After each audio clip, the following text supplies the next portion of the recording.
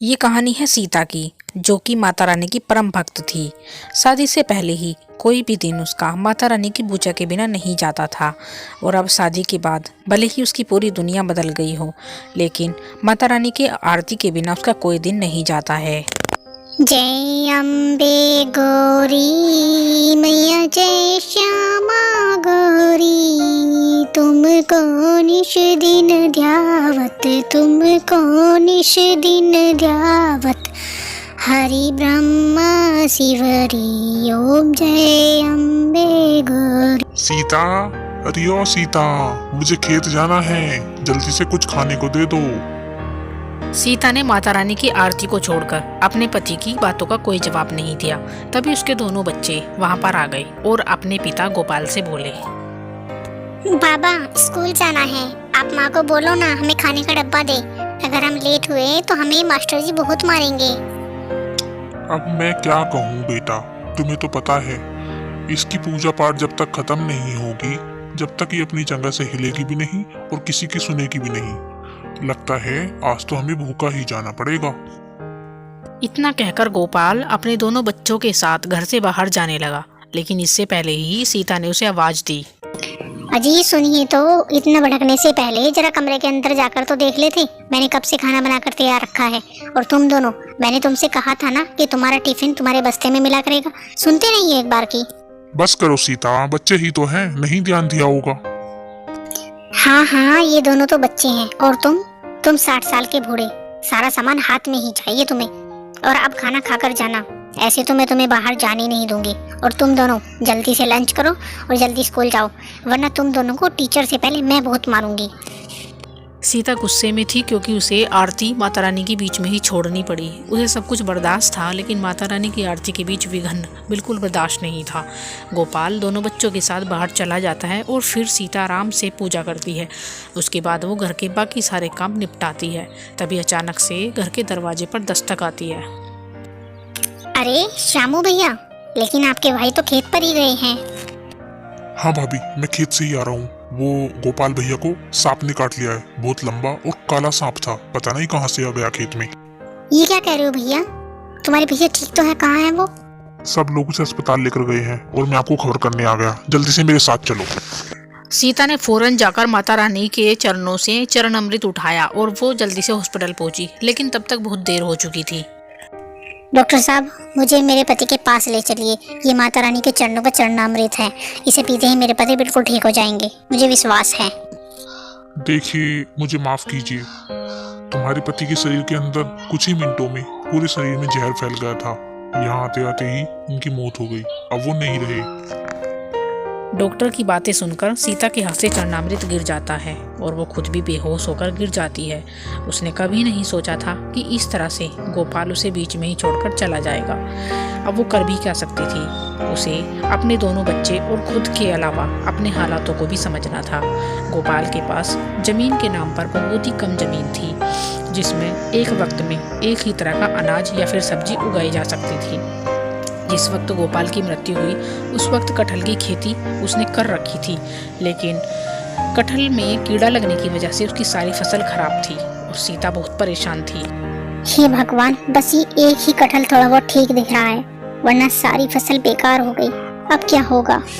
सीता उस कटहल को लेकर घर चली जाती है। उसके दिमाग में एक ही उधेड़-बुन थी कि अब वो अपने खेत में क्या उगाएगी और बीज के लिए पैसे कहाँ से लाएगी। तभी उसकी नज़र अपने पूजा घर के खाली रखे हुए भोग के बर्तन पर जाती है। हे माता रानी, ये मुझसे कितनी बड़ी गलती हो गई, जल्दी खेत में जाने के चक्कर में मैं तुम्हें भोग लगाना ही भूल गई, मुझे माफ करना माता रानी, मैं भी तुम्हारे लिए कुछ बना कर लाती हूँ। सीता जल्दी से रसोई में जाती है, लेकिन देखती है कि सभी डिब्बे खाली रखे हैं। उनके घर का सारा राशन खत्म हो गया था। गोपाल के जाने के बाद ही उनके घर की हालत खराब होने लगी थी।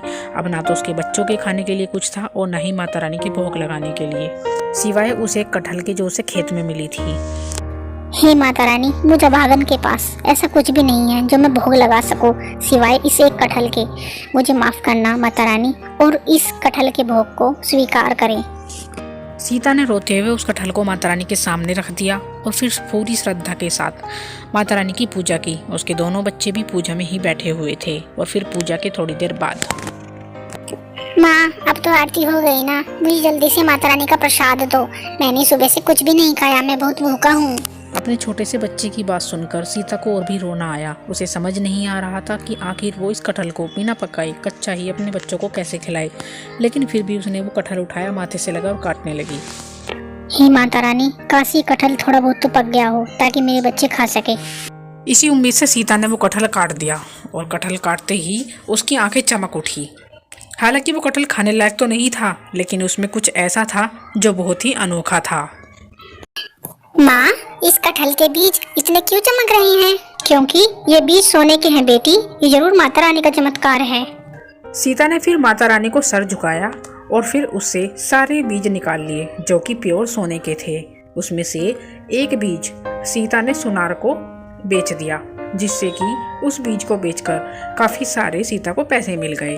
फिर सीता ने सबसे पहले अपने बच्चों को खाना खिलाया और उसके बाद उसने बहुत सारा राशन लिया। माँ, अब तो माता रानी सब ठीक कर दिया ना। अब तो हमारे पास बहुत सारे सोने के बीज हैं। अब तो हम ढेर सारा खाना खा सकते हैं और बिना कुछ मेहनत किए ही खा सकते हैं, है ना? नहीं बेटा, भले ही माता रानी का साथ हमारे साथ है, लेकिन हमें मेहनत का साथ नहीं छोड़ना चाहिए। सीता को पता था कि उन्हें उस कटहल के बीज का क्या करना है। अगली ही सुबह वो अपने खेत में गई। उसने पहले खेत की सफाई की और फिर एक एक बीज को मिट्टी से ढककर बो दिया और कुछ ही दिनों में वहाँ पर कटहल के छोटे छोटे पेड़ उगाए। देखते ही देखते वो उनकी पूरे ख्याल रखती थी और देखते ही देखते वहाँ पर बहुत सारे कटहल लगाए। बेटा ये ले, फिलहाल ये कटहल खाने लायक हो गया है, इसे अलग रख दे, शाम को घर ले जाएंगे। माँ, एक बात तो बताओ, ये सारे पेड़ तो उन्हीं सोने के बीज से उगे हैं ना, तो क्या इन सब में भी सोने के बीज निकलेंगे? हाँ बेटा, माता रानी का आशीर्वाद हुआ तो ऐसा जरूर हो सकता है। सीता की बात सुनकर उसकी बेटी बहुत खुश हो गई, लेकिन पास में ही खड़े गांव के मुखिया के कान खड़े हो गए। अच्छा, तभी तो मैं सोचूं ये गोपाल की लुगाई के पास खेती करने के लिए पैसे कहाँ से आए। कुछ भी हो, लेकिन बात अगर सोने की है तो कुछ ना कुछ तो करना ही पड़ेगा। ऐसे थोड़ी पीछे हट जाऊंगा मैं। मुखिया एक नंबर का लालची आदमी था। वो पूरे दिन सीता के खेत के आसपास मंडराता रहा और जैसे ही शाम होते ही सीता अपने खेत से चली गई। उसने अपने कुछ आदमियों के साथ मिलकर सीता के सारे कटहल कटवा लिए और उन्हें घर लेकर आ गया और उसने सभी आदमियों को कटहल काटने में लगवा दिया। लेकिन उसमें एक भी बीज सोने का नहीं था, सोने का नामो निशान नहीं था। और दूसरी तरफ सीता ने उस कटहल को पहले की तरह पहले माता रानी को भोग लगाया और उसके बाद अपनी बेटी से कटवाया। माँ देखो, इस कटहल में भी सोने के बीज हैं। सीता की बेटी की बात एकदम सच्ची थी। इस तरह से एक ही खेत में उगी हुई फसलों का इस तरह अलग अलग होना और कुछ नहीं बल्कि उनकी अलग अलग सोच की फितरत थी।